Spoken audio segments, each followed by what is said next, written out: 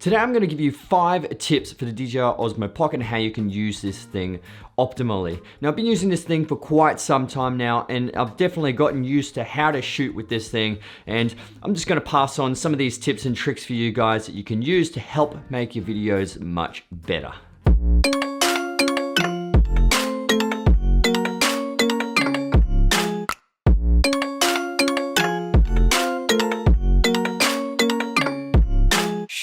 What's going on, guys? My name is Jason Morris and today I'm going to talk about the DJI Osmo Pocket and 5 different tips and tricks that you can use to make your videos a lot better. Now, first of all, I want to talk about time-lapse. Now, the time-lapse isn't exactly as good as doing it with your DSLR, but the time-lapse still is pretty decent. But what you can do to make this thing better is you can take the RAWs, or at least the JPEGs, out of the time-lapse folder, put it into your editing software, and create your own time-lapse from that. So it does take the photos and saves the saves the JPEG photo. It doesn't save the raw photos yet. I really hope they do an update with the firmware to save the RAWs, but that's in a whole nother video. Comment below what you actually, that's a good idea. Comment below what you guys think should be in the next firmware update. It's really handy to have holders for your DJI Osmo Pocket. So if you are setting it down for a motion lapse or a regular time lapse, definitely have a holder because you can put it, what I like to do personally is put it on my Joby GorillaPod. So if I do use something like this right here, put it on the Joby GorillaPod, I can attach it to a fence, I can attach it to an uneven surface and just make sure that it's nice and level and ready to capture whatever I am wanting to capture with that moving time lapse or just regular static time lapse. Now, I do recommend using motion lapse, and it just creates a little bit of a different dynamic feel to what you would as getting a normal time lapse through, say, a DSLR. Now, hyperlapses are one of my favorite features when it comes to the DJI Osmo Pocket. Now, I have done a hyperlapse video which you guys can check out right here, but the biggest thing about hyperlapse is that you are actually getting really slow movement when you're actually filming it. Now, there are a couple of tips and tricks that you'll need to know when doing hyperlapses. You'll need to use the object tracking function on your phone. So find your object, track that object, and walk very slowly towards it.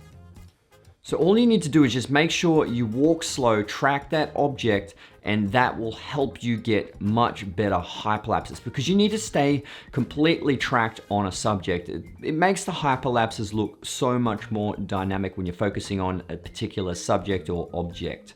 Now just make sure you're doing that ninja walk, walking nice and slow and keeping the Z-axis as steady as possible. So not walking along like this, trying to walk nice and steady like this.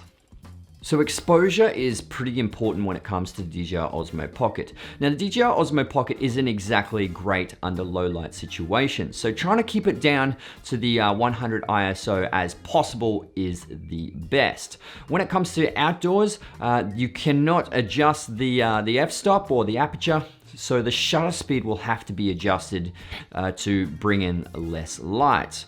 Now, obviously you don't want that for that motion blur, so you can check out a couple of my other videos when it comes to exposure, but using ND filters brings that shutter speed down to that twice the frame rate, which keeps it that 180-degree shutter rule. Now, that will give you correct amount of motion blur and hopefully the correct amount of exposure. When you are shooting pretty much directly outdoors, you may need to use, say, your ND4 or ND8, or if it's a really, really bright day, maybe an ND16, but it all depends on the external lighting or the lighting you're getting from the sun. So if it is a cloudy day, your ND will obviously change, but just keep the exposure as close to zero or in the positives, but as close to zero as possible. Now, if you are in that darker situation and you need to light up the scene, you're going to have to get an external light. You definitely don't want to bump up the ISO.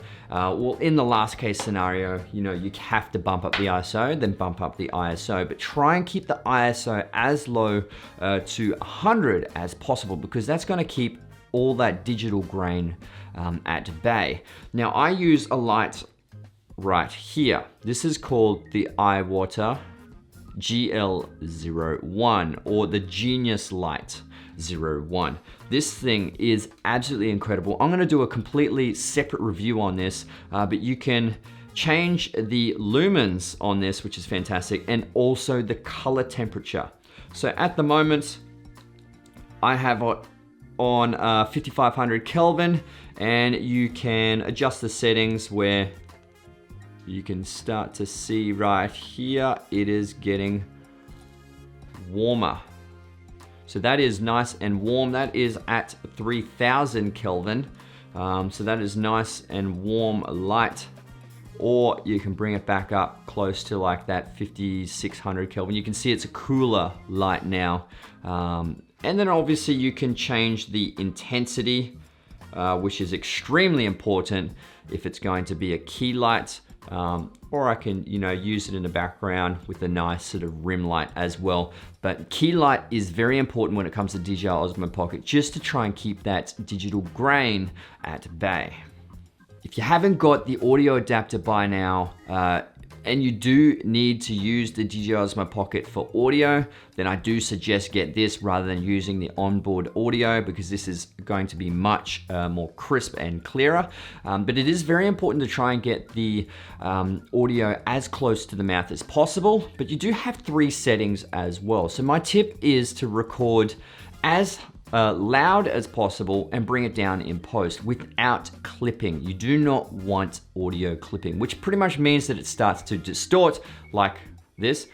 Hello, if I can talk like this, so you'll notice that was horrendous, but that would have clipped the audio, because at the moment my audio is about this far away from me. It's as close as possible without being in frame, and obviously I am that far away from the camera. It's like I'm this far away from the camera. The audio is about this close to me. So the best thing to do is keep the audio as close as possible and optimize it. Bring it down in post if you have to. Because if you're going to put the audio really soft and then boost it in post, you're actually going to boost the noise or the grain through the audio, because you're trying to boost the gain. That's obviously not a good idea.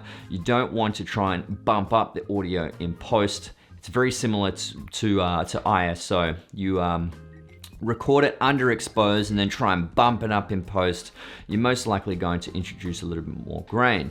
Now, it is very common to keep the audio at at least between -6 and -12. So if you bring it into your Premiere Pro or Final Cut, you'll notice the audio needs to be around that -6 to -12 range. That is an optimal, what they say, optimal audio range. You don't want it to be anywhere near 0, because 0 pretty much is clipped audio, or anything above 0, then you've just completely ruined your audio. Audio is very, very important. Lastly, your DJI Osmo Pocket obviously is a gimbal, so you want really nice dynamic gimbal movements. You want to do sidewards tracking, or you can dolly in and out. They are pretty cool movements. You can actually use really low angles as well. But the good thing about the DJI Osmo Pocket is that you can point it upwards. When you are close to buildings, pointing this upwards and then walking, it just creates a whole separate movement. Static movements can still be good in certain circumstances, but if you have nothing moving in your frame, then dynamic movements is really important. Otherwise, it's just going to look like a regular photo or just a plain basic picture. So if there's nothing in the screen, track left, track right, dolly in, dolly out, at least you've got some movement. You want to have something in the foreground as well. That can at least accentuate that there is a movement pattern going on. So that'll really help you get some nice, cool footage through your DJI Osmo Pocket. So that is it from me, guys. That is 5 quick tips for your DJI Osmo Pocket. I hope that helped you guys. Please like this video if it did. If you want any more DJI Osmo Pocket videos, please comment below on what you would recommend me talk about in next future videos. Guys, my name's Jason Morris, and I'll see you guys in the next one. All right, let's get it.